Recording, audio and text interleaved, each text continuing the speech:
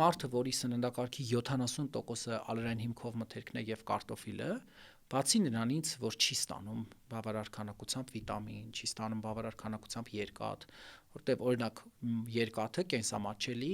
ստացվում է բնականաբար հեմատիկ աղբյուրներից։ Դե պետք է սննդակարգում լինի միս, սննդակարգում պետք է լինի ենթամթերք, լյարդ, հա, կենդանական ծովամթերք։ Եվ այս առումով, տեսեք, շատ կարևոր մենք խնդիր ունենք, որ այն մարդը, որի սննդակարգի 70%-ը ստացվել է այս խմբերից, չի կարող բավարար քանակությամբ ստանալ այդ բոլոր միկրոսննդանյութերը, ել չեմ ասում, որ մակրոսննդանյութերի առումով էլ հաճախ խնդիրներ ենք ունենում։ Բացի նրանից, որ այստեղ ունենք միակողմանի սնուցման խնդիր, հիմա տարական օրինակ բերեմ։ Այս խմբում ունենք մարդիկ, որոնք ստանում են օրական 400 գրամ հաց։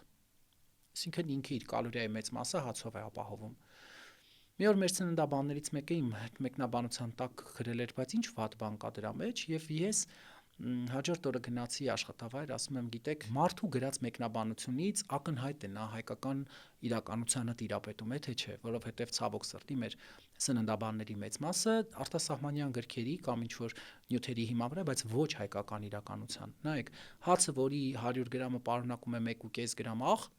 400 գրամ հաց օգտագործողների խմբում օրական աղի նորմալ գերազանցող քանակ է։ Դե օրական աղի շեմը 5 գրամն է։ Այսինքն մարդը, ուրեմն, եթե մասնագետը նմանատիպ արտահայտություն է անում, ուրեմն նա չգիտի մեր հայկական հացերի մեջ աղի պարունակությունը, եւ հաճախ նաեւ երբ ես հետևում եմ իրենց հաղորդակցություններին, տեքստերին, ակնհայտ հայկական իրականություններից կտրված է